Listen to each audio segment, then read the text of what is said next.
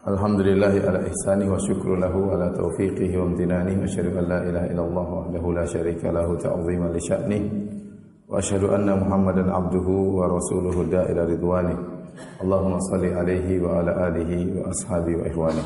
Hadirin dan hadirat yang dirahmati oleh Allah Subhanahu wa taala.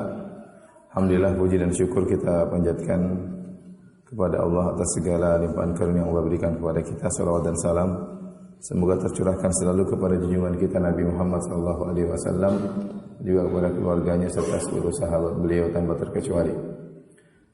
Kita melanjutkan bahasan kita dari Syarah Al-Arba'in An-Nawawiyah tentang hadis-hadis yang dikumpulkan oleh Imam Nawawi rahimahullahu taala yang berjumlah 42 hadis yang seluruhnya disebut dengan Jawami'ul Kalim, yaitu hadis-hadis yang lafalnya singkat namun maknanya sangat dalam.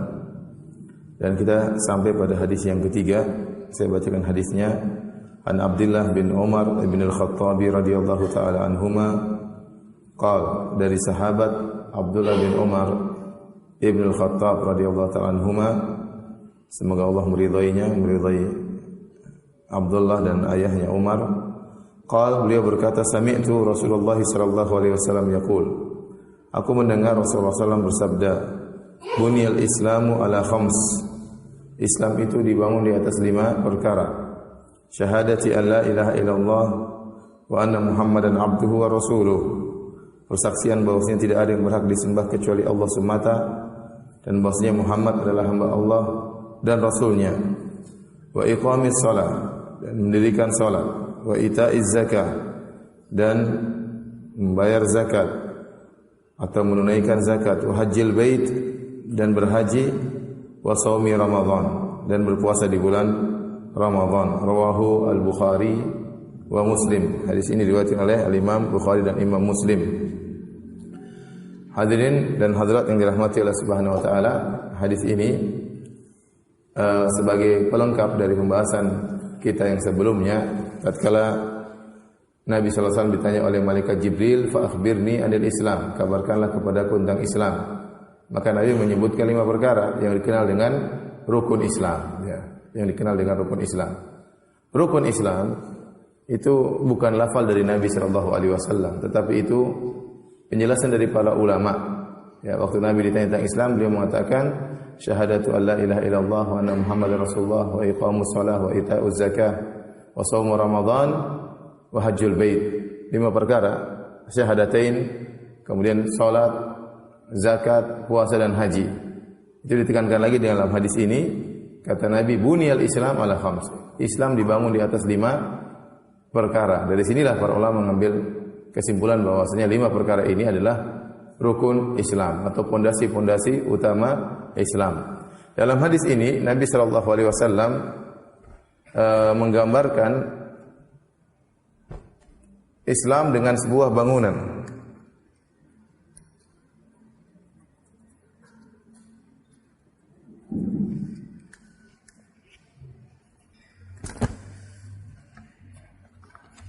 Jadi Nabi sallallahu alaihi wasallam menggambarkan Islam tentang sebuah bangunan. Kata Nabi sallallahu alaihi wasallam,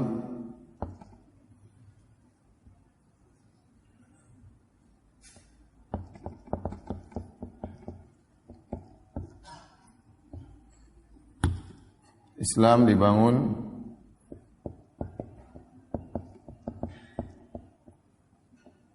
di atas 5 perkara. Itu 5 rukun.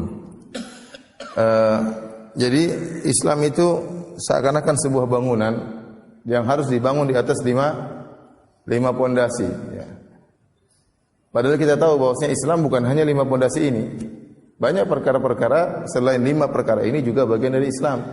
Ya. Mengucapkan salam bagian dari Islam, senyum kepada saudara merupakan bagian dari Islam, berbakti kepada kedua orang tua merupakan bagian dari Islam. Banyak hal. Berpuasa selain bulan Ramadan juga bagian dari Islam.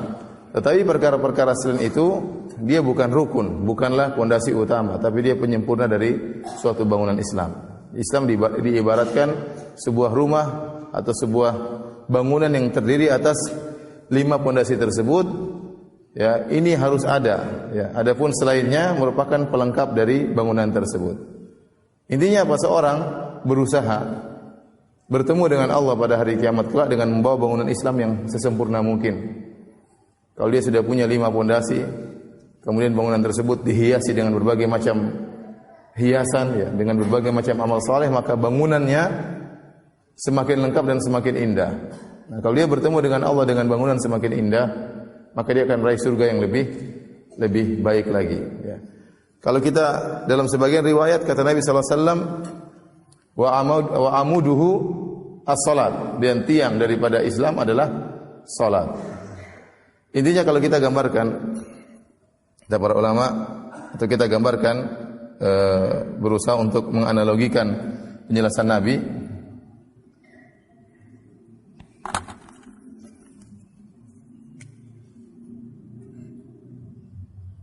Saya gambar ya.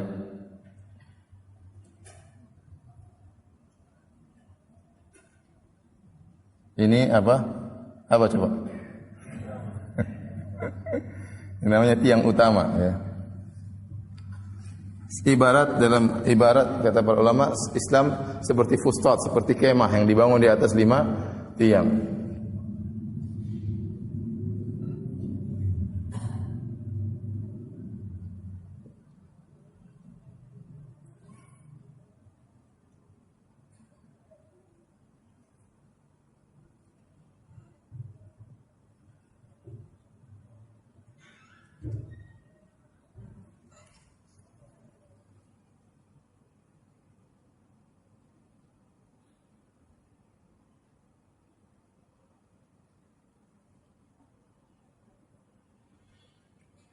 Siapa yang pintar menggambar di antara antum?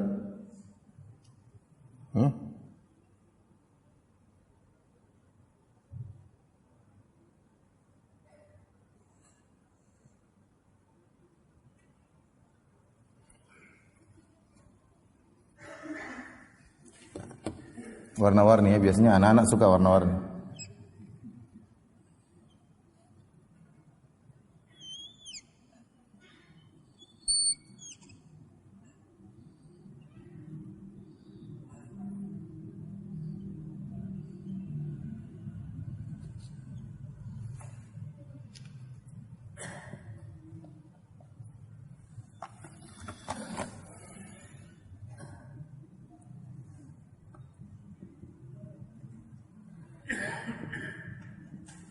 Ibarat ini adalah sebuah bangunan Islam. Di tengah-tengah bangunan Islam tersebut ada namanya tiang utama. Tiang utama ini para ulama sepakat adalah syahadatain. Namanya apa? Tiang utama ya.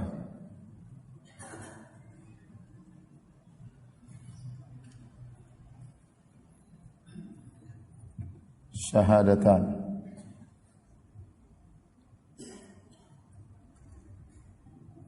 Syahadatain yaitu rukun pertama.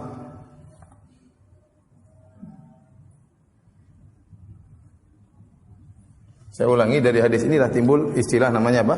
Rukun. Ya. Nah, para ulama sepakat kalau tiang ini hilang, hancurlah apa namanya?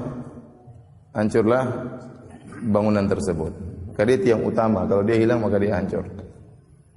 Tetapi tiang-tiang yang lain 1, 2, 3, 4, kalau kita kasih gambaran misalnya ini adalah salat, ini adalah tiang zakat, ini adalah tiang apa? Puasa, ini tiang haji, ya, tiang haji. Ini 1 rukun pertama, rukun kedua, rukun ketiga, rukun keempat, rukun kelima. 5 tiang. Ini gambaran sederhana saja ya. Maka para ulama sepakat barang siapa yang meninggalkan tiang utama, maka bangunan Islamnya akan hancur. Adapun kalau meninggalkan sebagian tiang yang lain, maka ini ada khilaf di kalangan para ulama ya.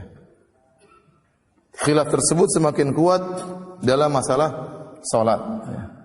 Apakah meninggalkan salat berarti bangunan seseorang Islamnya akan hancur, artinya dia menjadi kufur atau tidak ya. Ada beberapa poin yang harus kita catat di sini. Ya. Jika tiang hilang, bagaimana ya? Pertama, jika tiang utama hilang, maka apa? Kafir.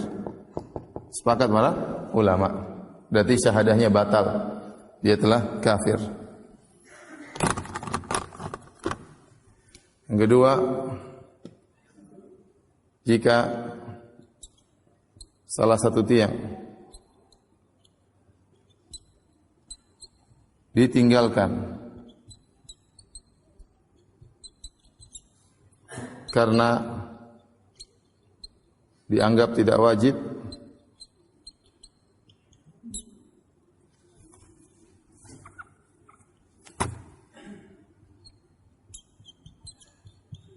maka kafir juga. Seorang dia meninggalkan puasa. Dia meninggalkan puasa dan dia menganggap puasa tidak wajib. Maka dia juga kafir. Kafir kenapa? Karena dia istihlal. Dia menghalalkan sesuatu yang haram. Meninggalkan puasa itu haram, tapi dia menganggap itu sebagai sesuatu yang halal. Maka dia kafirnya bukan karena meninggalkan perbuatan tersebut, tapi karena keyakinannya tentang merubah suatu ajaran Allah Subhanahu wa taala. Ya, dia meninggalkan haji, dia menganggap tidak mengapa kalau tidak haji. Halal bagi saya tidak haji meskipun uang saya banyak. Maka dia kafir karena dianggap tidak wajib, ya. Nah, ketiga, jika meninggalkan salah satu tiang selain tiang utama, atau syahadatain,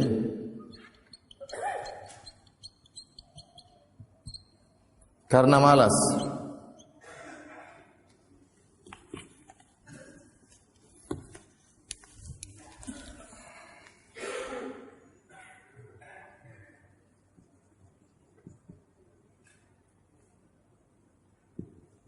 maka ada khilaf, ya, ada khilaf di kalangan para ulama. Maka khilaf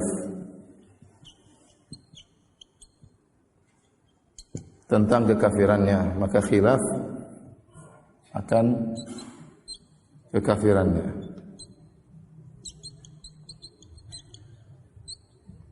Contoh seorang tidak sholat, tapi dia tahu bahwa dia berdosa.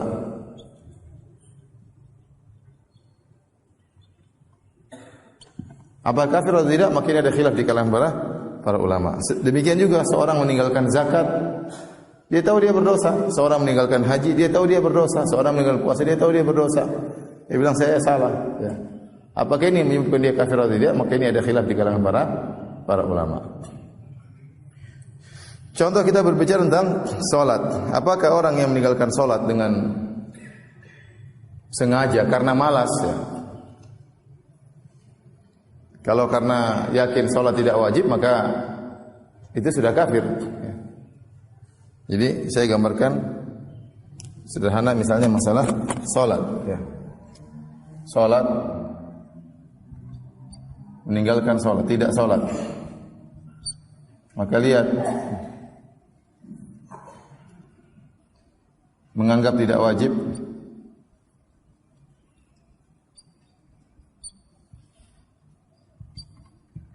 karena malas, tapi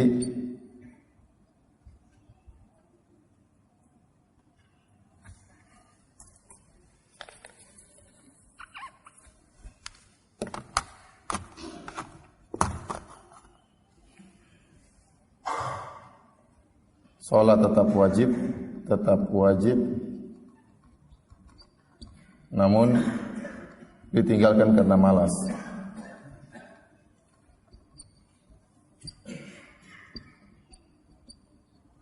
Kalau ini hukumnya tadi apa? Kafir. Dengan ijma. Tadi ada khilaf. Contoh, misalnya seorang menganggap saya sudah mencapai derajat hakikat sehingga saya tidak perlu lagi sholat. Yang wajib sholat yang masih dalam derajat apa? Syariat. Sebagian orang demikian. Kita nggak perlu sholat lagi. Kita sudah sampai derajat hakikat. Ente yang baru-baru masuk Islam, ente apa namanya? Harus wajib sholat karena ente belum mencapai derajat hakikat. Maka ini kafir dengan kesepakatan para ulama. Nah, kalau sholat tetap dia menganggap sholat tetap wajib, namun ditinggalkan karena malas, maka ini ada khilaf. Ya, ada khilaf.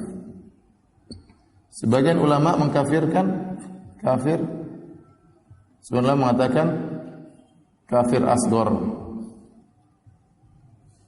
Artinya kafir kecil, sangat berbahaya, dosanya sangat besar, namun belum sampai pada derajat kafir akbar.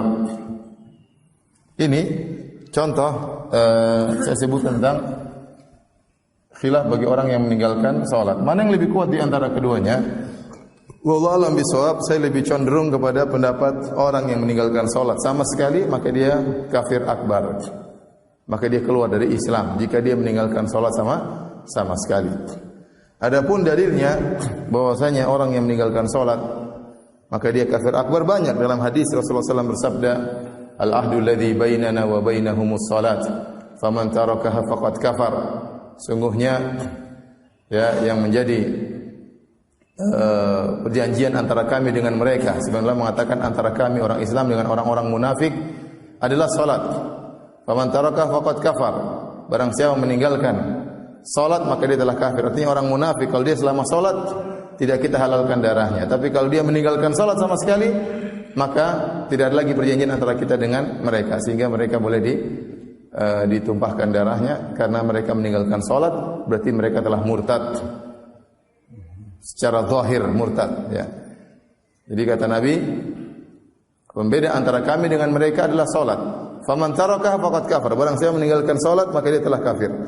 Kemudian lagi dalam hadis yang lain kata Nabi sallallahu alaihi wasallam, "Baina rajuli wa baina syirki awil kufri tarkus salat." Antara seorang dengan kesyirikan dan kekufuran adalah meninggalkan salat. Artinya kalau dia meninggalkan salat, maka dia terjerumus dalam kesyirikan dan kekufuran. Jelas sekali kata Nabi, "Baina rajuli wa syirki awil kufri." Antara seorang dengan kesyirikan kekufuran adalah meninggalkan salat. Kalau dia meninggalkan salat maka dia terjerumus dalam kesyirikan atau kekufuran, maka dia telah kafir. Umar bin Khattab pernah berkata, "La hadza fil man taraka salat." Tidak ada bagian dari Islam bagi orang yang meninggalkan salat. Orang yang meninggalkan salat tidak punya bagian Islam sama sekali. Artinya dia bukan orang muslim lagi. Di antara dalil bahwasanya meninggalkan salat hukumnya kafir, waktu Nabi sallallahu alaihi wasallam berbicara tentang pemerintah yang zalim, yang menyiksa rakyatnya, yang dilaknat oleh rakyatnya dan rakyatnya melaknat para penguasa. Pemerintah yang sangat zalim. Maka para sahabat bertanya, "Afala nunabidhum bisayf?" Ya Rasulullah, bagaimana apakah kita tidak memerangi mereka, pemerintah yang zalim, mengangkat senjata memerangi mereka? Kata Nabi sallallahu alaihi wasallam, "La, tidak boleh. Illa antarau kufran buwahan." Atau illa antarau kufran bawahan indakum fihi minallahi burhan. Tidak boleh kalian memerangi pemerintah yang sah sampai meskipun mereka zalim, meskipun mereka membunuh, meskipun mereka merampas harta kalian, sampai kalian melihat kufran bawahan, kekufuran yang nyata dari pemerintah tersebut, baru boleh diperangi. Oleh karenanya para ulama sepakat bahwasanya pemerintah, mazhab Ahlus Sunnah mengatakan pemerintah yang zalim tidak boleh diperangi kecuali mereka terjerumus dalam kekufuran yang nyata. Dan Nabi mengatakan ada kufran buahan, kekufuran yang nyata, bukan kekufuran yang dilazim-lazimkan. Kekufuran nyata misalnya dia ganti agama, misalnya dia memaki Allah, misalnya dia menginjak Al-Qur'an, misalnya dia memaki Muhammad sallallahu alaihi wasallam, dia memaki syariat Islam. Ya, ini kekufuran yang nyata. Dalam riwayat yang lain, la ma sallau. Jangan kalian perangi mereka selama mereka masih salat. Selama mereka masih salat. Sehingga sebagian ulama menafsirkan dalam riwayat, jangan kalian memerangi mereka sampai mereka kafir dengan kafiran yang nyata. Dalam riwayat yang lain, selama mereka masih salat, berarti meninggalkan salat merupakan kekufuran yang nyata. Berarti meninggalkan salat merupakan kekufuran yang nyata. Kemudian juga ya dalam hadis amrul Islam ya kata Nabi sallallahu alaihi wasallam wa amuduhu as-salat ya. Bahwasanya tiang daripada Islam adalah salat. Artinya apa, kalau tiang tersebut jatuh maka Islam tersebut akan gugur. Islam tersebut akan gugur. Ini semua dalil bahwasanya orang meninggalkan salat sama sekali maka dia bukan orang Islam. Dan Syekh Ibnu Utsaimin rahimahullah taala menjelaskan maksudnya yang dimaksud dengan meninggalkan salat artinya meninggalkan salat sama sekali. Dia tidak salat 5 waktu, dia tidak salat Jumat, dia tidak salat apa? Salat Id, dia tidak salat sama sekali. Itulah yang orang tersebut kafir. Tapi kalau dia masih salat sehari sekali, dia masih salat Jumat, maka orang ini belum kafir menurut pendapat sebagian ulama. Dan ini meninggalkan salat merupakan kekufuran meskipun karena malas, ini pendapat banyak ulama. Oleh karenanya Abdullah bin Syaqiq ya rahimahullah pernah berkata bahwasanya tentang sahabat, annahum la yarawna minal a'mali syai'an tarkuhu kufrun ghairu salat. Bahwasanya para sahabat dahulu tidak memandang suatu amalan kalau ditinggalkan itu kafir kecuali salat. Kecuali salat. Maka dalam salat ini perkaranya khilafnya sangat kuat. Tapi kalau seorang meninggalkan salat karena menganggap dia sudah mencapai derajat hakikat atau sudah tidak perlu salat, yang penting iling, ini orang kafir tanpa ada khilaf. Ini orang kafir. Saya tidak perlu salat lagi, saya sudah mencapai derajat hakikat. Gimana tidak perlu salat? Nabi sallallahu alaihi wasallam menjelang meninggal dunia masih salat. Apalagi hakikat yang tidak dilewati oleh Nabi. Nabi masih salat, bahkan Nabi mandi kemudian pingsan, tanya, "Sudah salat belum?" Nabi ingin salat berjamaah. Sampai Nabi pingsan. Nabi salat sampai kakinya bengkak-bengkak. Kemudian Anda mengatakan sudah mencapai derajat hakikat tidak salat, maka tidak diragukan Anda bukan orang Islam. Paham?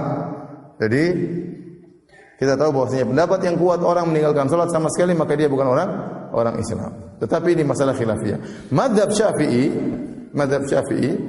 mazhab yang dianut oleh kebanyakan penduduk Indonesia, bahwasanya meninggalkan salat tidak sampai derajat kafir, hanya pada derajat kufur asghar. Kufur asghar.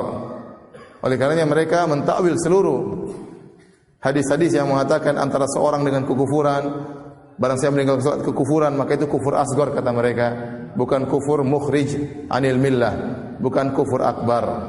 Sehingga orang yang meninggalkan salat selama dia masih meyakini salat itu wajib, maka dia masih muslim meskipun dia fasik dan terjumus dalam dosa yang sangat besar. Meninggalkan salat itu dosanya lebih besar daripada berzina, daripada makan riba, daripada membunuh. Meninggalkan salat dosanya lebih besar. Kalau berzina, makan riba, membunuh, semua ulama sepakat orang yang melakukan dosa-dosa ini tidak kafir selama dia tidak menghalalkan.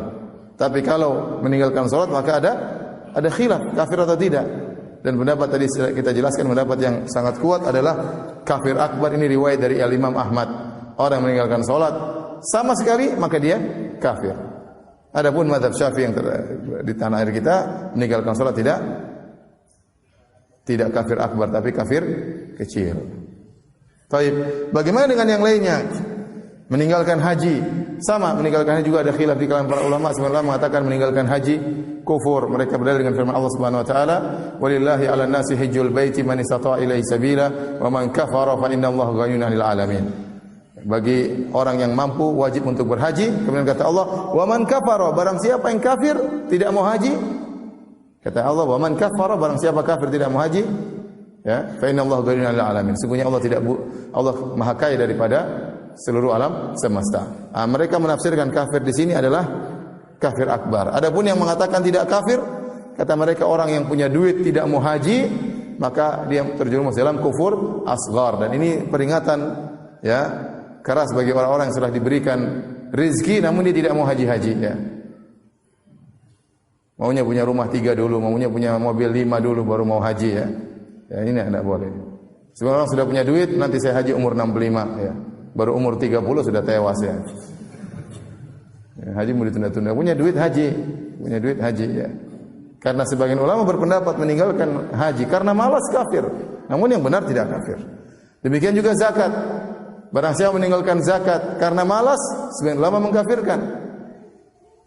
Mereka berdalil dengan firman Allah Subhanahu wa taala surat At-Taubah, "Wa in tabu wa aqamus salata wa atawuz zakata fa ikhwanukum fid din."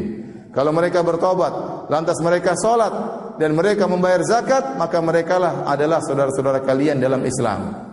Mafhum mukhalafahnya, kalau mereka tidak bertobat, mereka tidak salat, tidak bayar zakat, maka mereka itu bukan saudara kalian sama Islam. Berarti mereka kafir. Ini dalil yang dijadikan dalil oleh sebagian ulama bahwasanya meninggalkan zakat juga kafir.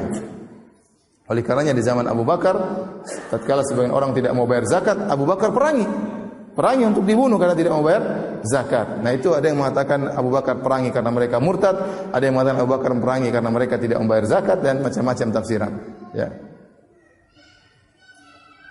Namun yang benar, meninggalkan zakat juga tidak kafir. Dalam satu hadis Rasulullah SAW sebutkan orang yang tidak bayar zakat menimbun emas dan peraknya, maka pada hari kiamat kelak akan dibuat lempengan-lempengan ya untuk memanaskan dia, menyiksa dia, ditaruh di lambungnya, di jabinuhu, di jidatnya, wa dhahrihi, kemudian di belakangnya, di punggungnya, disiksa terus sampai dilihat fayara sabilahu, maka dia pun lihat jalannya imma ilal jannah wa imma ilan nar. Setelah disiksa lama, kemudian dilihat apakah dia masuk surga ataupun dia masuk neraka. Tatkala Allah kasih pilihan dia masuk surga atau masuk neraka, atau Nabi kasih pilihan, berarti orang meninggalkan zakat tidak otomatis kafir.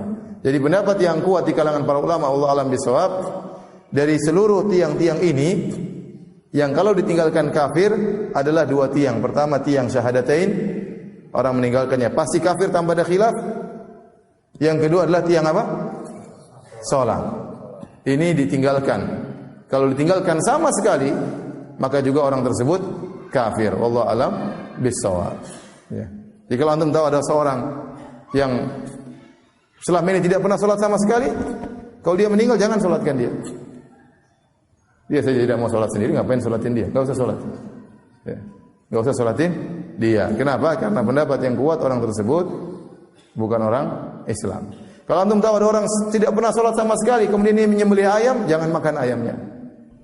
Karena ayam tersebutlah bangkai, bukan sembelihan orang Islam. Ya. Kalau antum tahu ada orang tidak pernah salat sama sekali, salat 5 waktu enggak pernah, salat Jumat enggak pernah, salat Id juga tidak pernah, maka tidak boleh jadi wali tatkala pernikahan. Tidak boleh jadi wali. Kenapa? Dia bukan orang Islam. Kalau antum tahu dia tidak pernah salat sama sekali, enggak boleh jadi imam ya. Gimana? Gimana mau jadi imam tidak pernah salat?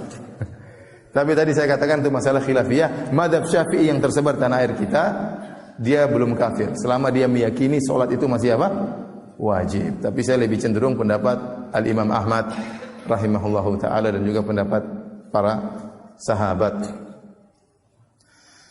Baik, perkara berikutnya para hadirin yang subhanahu wa taala, Al-Imam Ibnu Rajab Al-Hambali dalam kitabnya Jami'ul Ulum Al-Hikam, beliau membahas satu permasalahan. Beliau mengatakan, ini tiang-tiang 4 ini ya.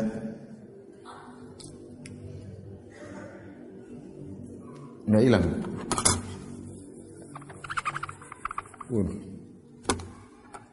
Ini apa namanya? Kayaknya enggak bisa hilang ya. Baik. Al-Imam Ibnu Rajab Al-Hambali membahas satu pembahasan. Beliau berkata,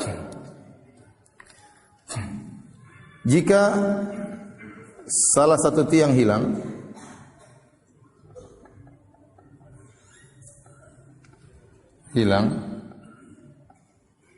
maksudnya tanpa uzur, maka tiang yang lain tidak diterima. Saya contohkan, contoh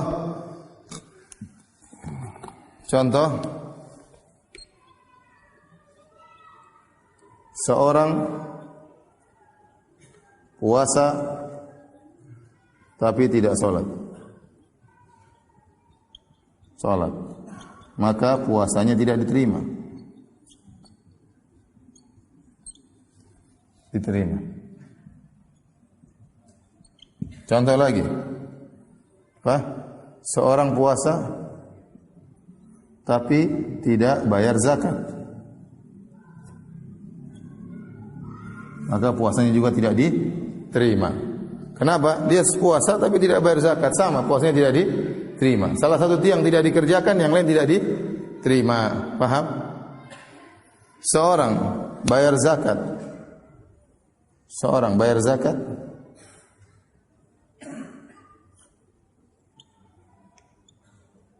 zakat tapi tidak puasa,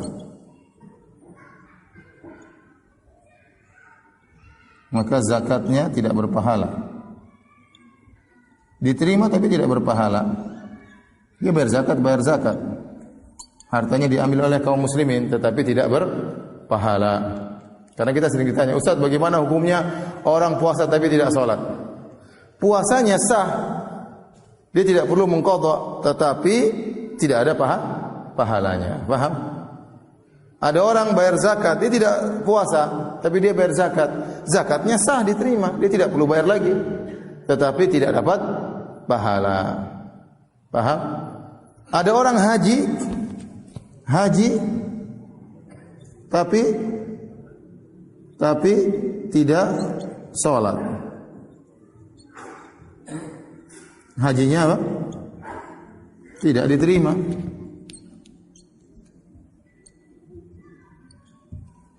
Dan ini dalilnya banyak ya, dalilnya diantaranya bagaimana satu amalan berkaitan dengan amalan yang lain. Seperti Nabi sallallahu alaihi wasallam mengatakan, la yaqbalullah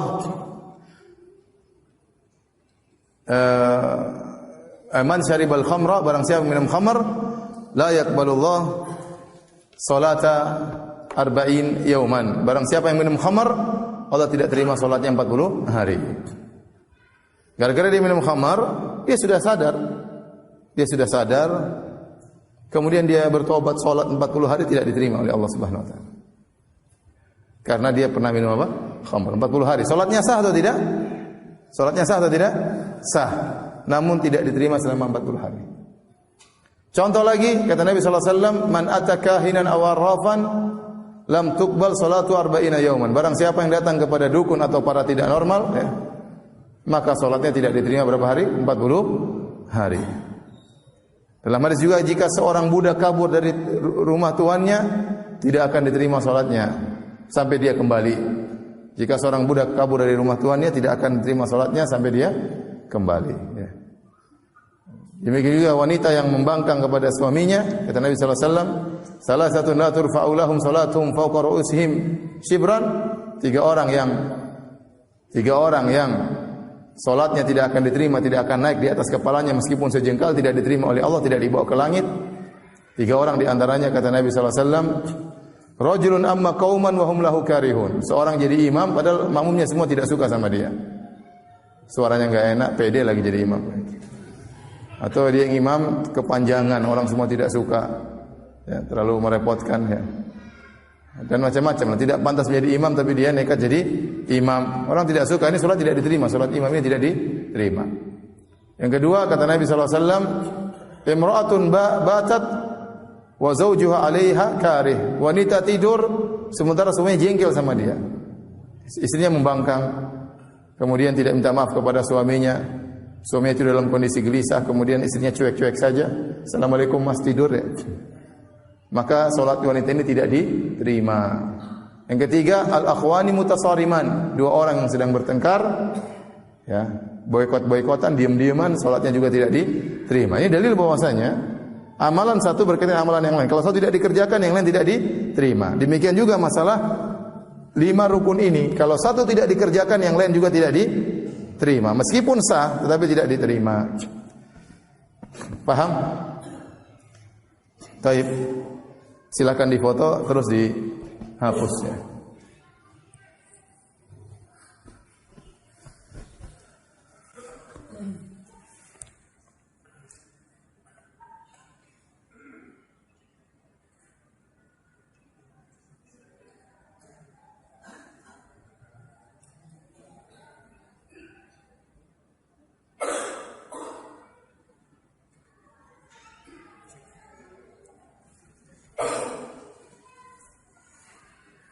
Sudah belum? Bentar.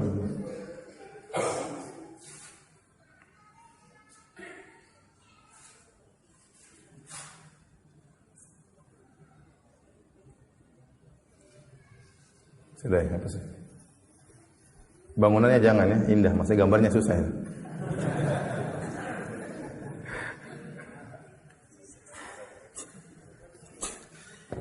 Ini orang-orang aja belum tuh bisa gambar. Hapus di kanan, yang kanan hapus ya. Itu. Yang itu permanen ya, nggak bisa hilang ya. Iya.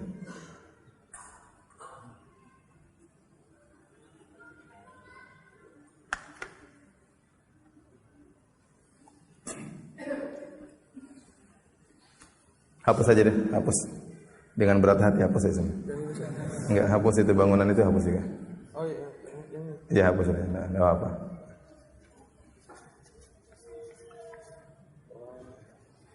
Permanen juga? Enggak itu. Coba. Di double dulu.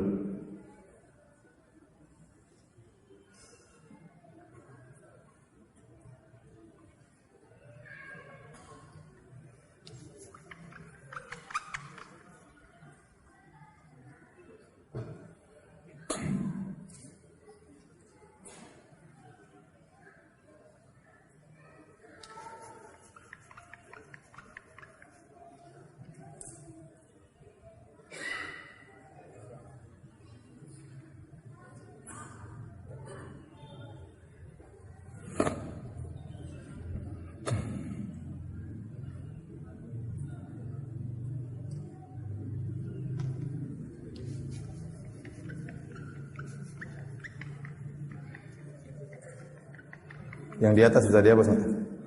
Nggak bisa, nggak bisa. Baik, kita akan singgung secara singkat tentang rukun-rukun, kelima rukun tersebut. Ya tentunya tidak akan kita bahas secara panjang lebar karena waktunya tidak cukup. Yang pertama, rukun pertama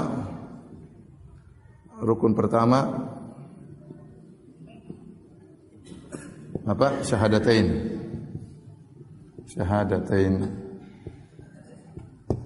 Yang pertama adalah la ilaha illallah, la ilaha illallah. Yang kedua, Muhammadan abduhu wa rasuluh. Ya, la ilaha illallah. Adapun makna la ilaha illallah, tidak ada sembahan yang berhak disembah kecuali Allah, sederhana ya. Saya jelaskan makna la ilaha illallah. La ilaha illallah. La artinya tidak ada ilah artinya sesembahan yang berhak untuk disembah,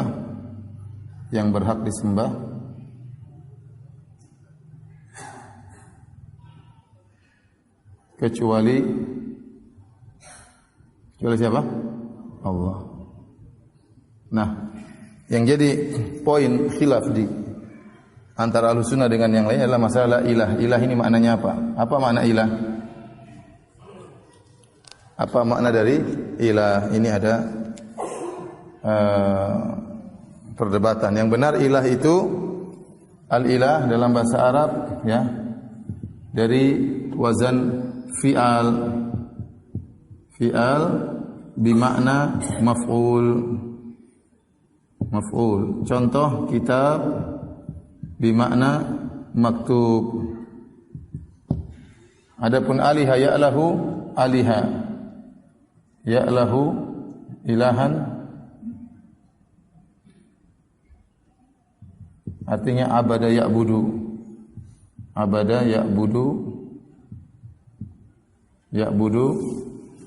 ibadatan. Nah, tatkala kita pakai wazan fi'al ya bimakna maf'ul, berarti al-ilah maknanya berarti al-ilah maknanya al-ma'luh sama dengan al-ma'bud, artinya yang disembah. Dan ini sebenarnya makna ilah ini yang disembah Ini yang dipahami oleh masyarakat. Saya tanya sama antum. Antum kalau bilang la ilaha illallah artinya apa? Tidak ada yang apa? Apa artinya la ilaha illallah? Tidak ada. Coba saya tanya. Bapak, coba Pak. Makna la ilaha illallah artinya apa? Antum Pak. Ya, la ilaha illallah artinya apa? Tidak ada Tuhan selain Allah. Yang lain? Siapa? Tidak ada Tuhan selain Allah. Masih umum. Sebagian masyarakat mengartikan la ilaha, tidak ada Tuhan yang Tuhan maknanya apa Tuhan? Ya. Ini poin yang penting ya. La ilaha illallah makna yang sungguhnya ya, tidak ada sesembahan yang berhak disembah kecuali siapa? Allah. Bukan tidak ada pencipta selain Allah. Makna tidak ada pencipta selain Allah itu kurang tepat. Karena secara bahasa Arab ilah itu dari kalimat aliha ya'lahu artinya abada ya'budu, artinya ma'bud. Jadi kalau kita artikan secara bahasa Arab artinya la ma'buda. La ma'buda illallah. Tidak ada yang disembah. Bukan la khaliq, bukan la khaliqa. Ini tidak tepat. Tidak ada pencipta. Ini kurang tepat. Kenapa? Karena secara bahasa ilah artinya ma'bud, tidak ada yang disembah kecuali Allah Subhanahu wa taala. Dari konsekuensi ini, tidak ada yang disembah kecuali Allah. Artinya apa? Kalau ada yang menyembah selain Allah, maka dia terjerumus dalam kesyirikan. La ilahnya batal. Contoh, ada orang salat, dia menyembah Allah, tetapi kemudian dia juga berdoa meminta kepada penghuni kubur, berarti dia menyembah penghuni kubur. Berarti dia itu bukan orang Islam. Contoh orang-orang Nasara, mereka beribadah kepada Tuhan Bapa, tapi mereka juga beribadah kepada Tuhan Anak. Berarti ada selain Allah yang mereka sembah. Maka mereka musyrik. Itulah hakikat kesyirikan. Kesyirikan itu apa? Menyembah Allah dan menyembah selain Allah. Itulah kesyirikan. Saya ulangi, kesyirikan itu adalah menyembah Allah dan menyembah selain Allah. Ya. Seorang salat tapi melepaskan sesajen di lautan, musyrik atau tidak? Musyrik. Kenapa? Dia menyembah Allah dan menyembah roh. Sama. Seorang salat, dia menyembah Allah, tapi dia kalau mau bangun rumah dia potong ayam, diserahkan kepada jin. Dia menyembah jin juga. Berarti dia musyrik. Meskipun dia menyembah Allah. Maka dikatakan orang bertauhid itu adalah mengesahkan. Artinya apa? Mengesahkan Allah dalam peribadatan. Dia tidak menyembah kecuali siapa? Allah. Adapun orang menyembah Allah dan menyembah selain Allah, itulah musyrik. Kalau kita bilang, Pak jangan ke dukun Pak, emang saya syirik wong saya sholat? Iya, ente ke dukun juga Pak, ente syirik. Ya. Taib. Ini perkara yang penting.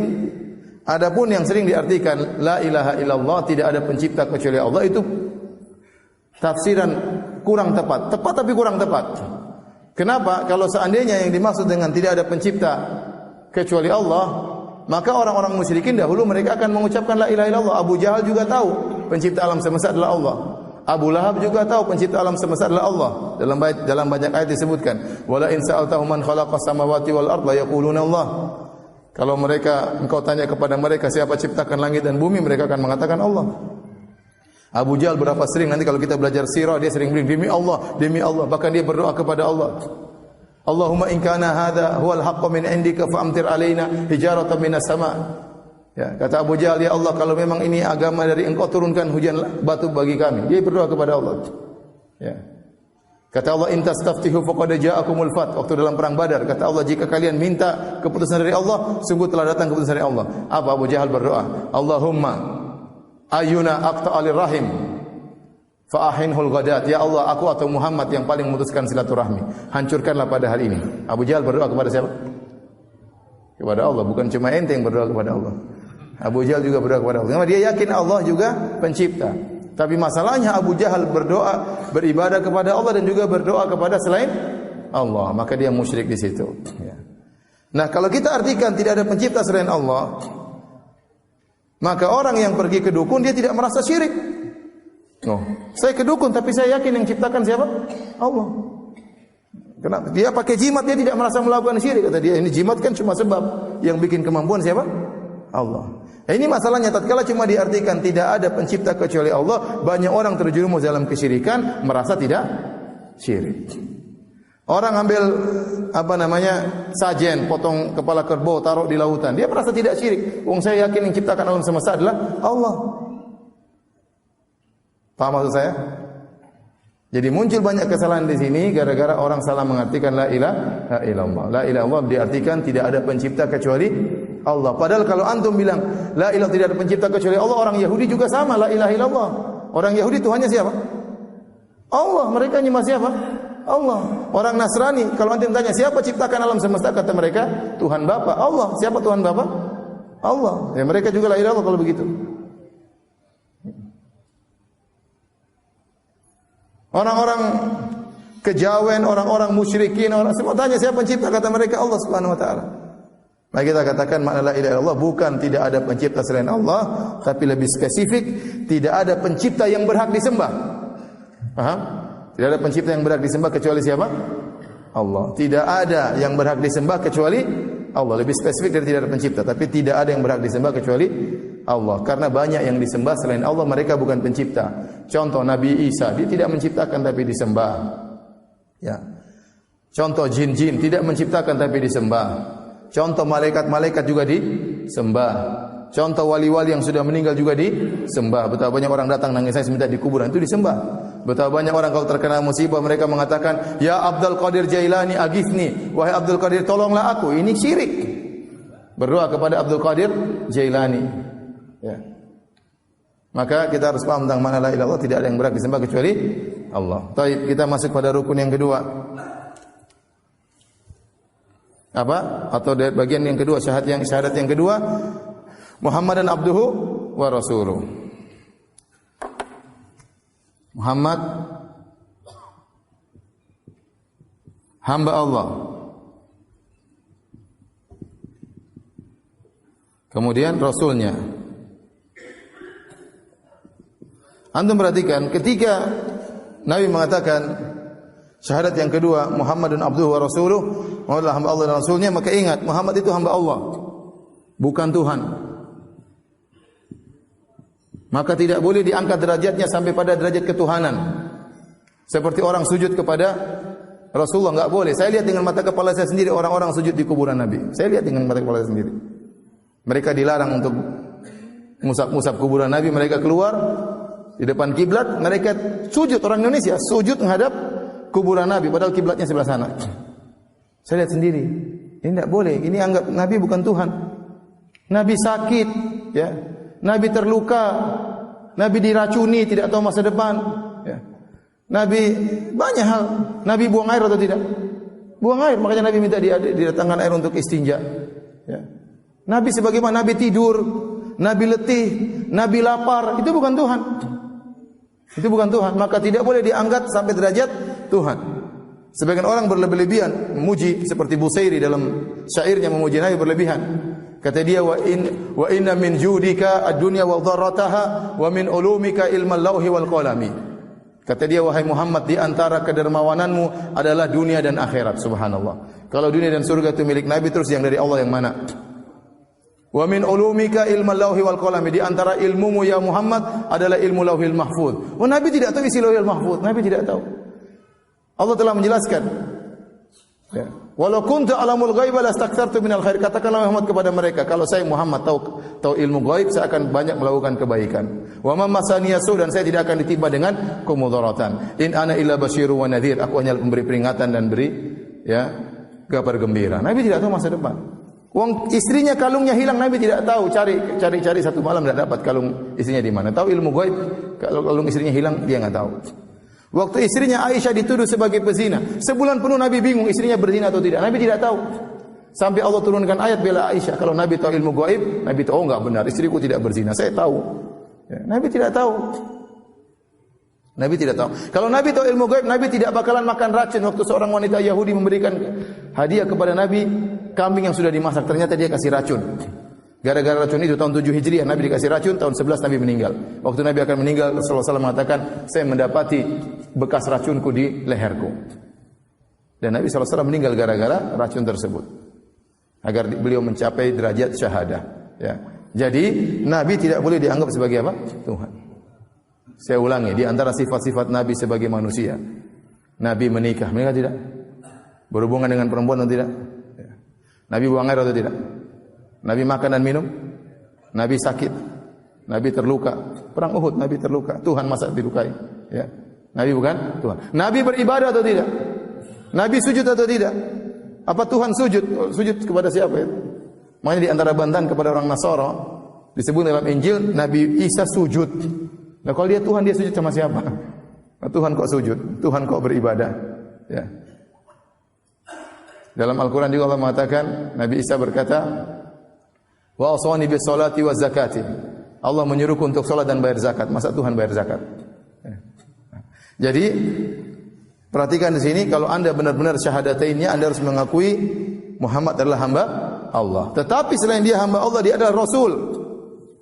Bukan sembarang orang, tidak seperti perkataan orang-orang liberal menyamakan Nabi seperti yang lainnya. Sampai di antara perkataan mereka bahwasanya itu syariat diucapkan oleh Muhammad di zamannya. Di zaman Arab, zaman dahulu 1400 tahun yang lalu, maka jangan dibawa kepada zaman sekarang. Zaman sekarang kita harus berijtihad, bikin hukum baru yang sesuai dengan zaman now. Dialah Nabi zaman now itu, orang liberal itu. Ya, Nabi Bahlul ya.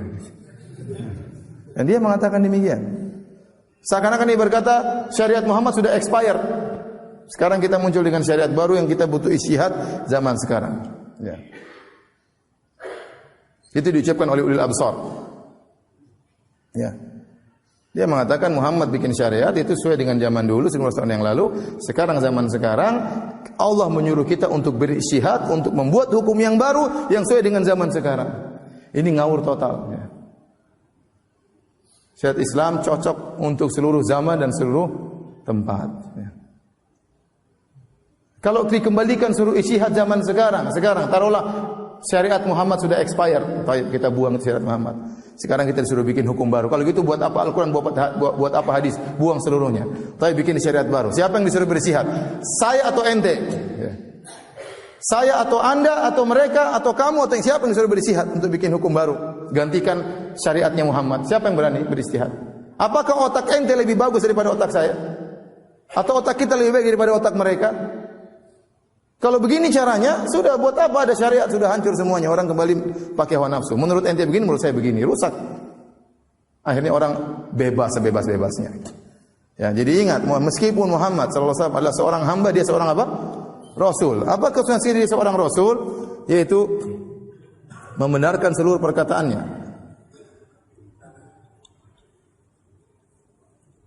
Sabdanya. Melaksanakan seluruh perintahnya.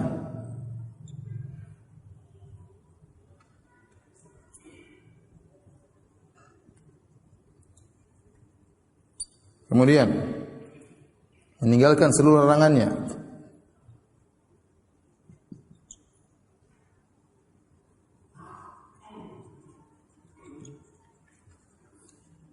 Kemudian tidak beribadah kepada Allah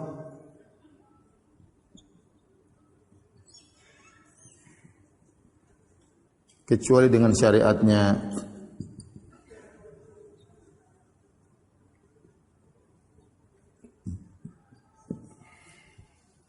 Kalau Anda meyakini Muhammad adalah seorang rasul dan Anda berkata raditu billahi rabba wa bi Muhammadin nabiyya, aku ridha Allah sebagai Tuhanku, aku ridha Muhammad sebagai nabiku, wa bil islami dinan, aku ridha Islam sebagai agamaku. Kalau Anda ridha Muhammad sebagai rasul Anda, maka harus benarkan segala perkataannya. Konsekuensi dari dia seorang rasul, dia pasti enggak mungkin salah. Kalau salah pasti ditegur oleh yang mengutusnya. Yang mengutusnya adalah Tuhan. Tuhan enggak mungkin salah. Anda harus menjalankan segala perintahnya dan Anda harus menjauhi seluruh larangannya dan Anda harus beribadah kepada Allah dengan syariatnya, tidak boleh bikin syariat sendiri. Faham itu konsekuensi dari wa asyhadu anna Muhammadan abduhu wa rasuluh. Jadi jangan bikin syariat sendiri seperti saya lihat orang-orang tawaf, orang-orang sa'i dan umrah.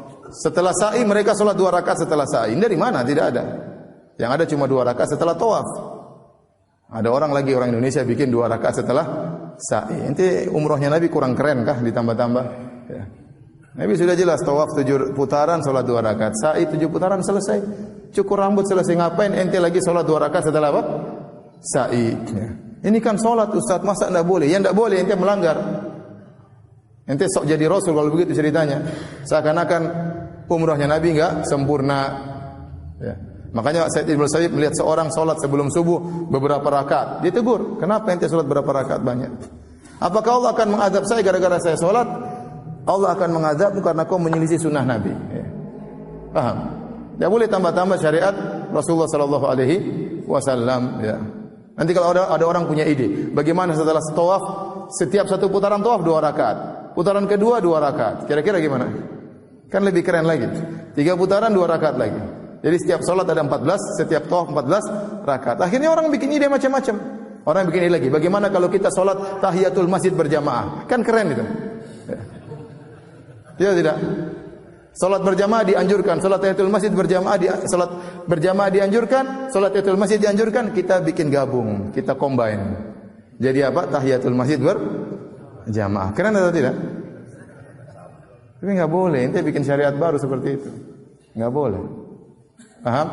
Jadi di antara konsekuensi bersaksi Muhammad adalah Rasulullah, ente tidak beribadah kecuali dengan syariat yang diajarkan oleh Rasulullah sallallahu alaihi wasallam. Ada orang berzikir, gini, ngapain itu zikir gitu? Dulu Rasulullah zikirnya begitu kan?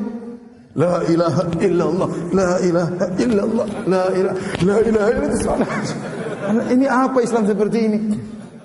Ya Ustaz sambil olahraga, ente olahraga lain, zikir lain, ente jangan bilang kalau begini lebih khusyuk, lebih menerawang. Ya, ente beribadah bukan pakai hawa nafsu ente, beribadah dengan syariat Nabi sallallahu alaihi wasallam.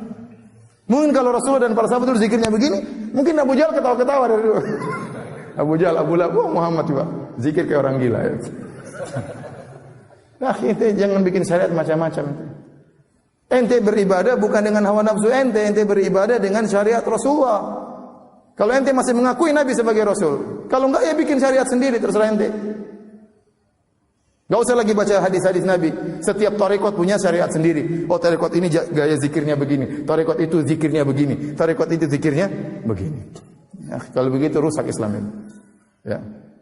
Baik, ini rukun yang kedua. Rukun pertama syahadatain. Yang selanjutnya rukun kedua, ketiga dan keempat dan kelima, pembahasannya tentu tersendiri dan itu panjang lebar. Insyaallah pada kesempatan yang lain. Demikian saja kajian kita pada kesempatan kali ini. Insyaallah kita lanjutkan pada kesempatan yang lain. Subhanakallah bihamdik, asyhadu an la ilaha illa anta, astaghfiruka wa atubu ilaik. Assalamualaikum warahmatullahi wabarakatuh.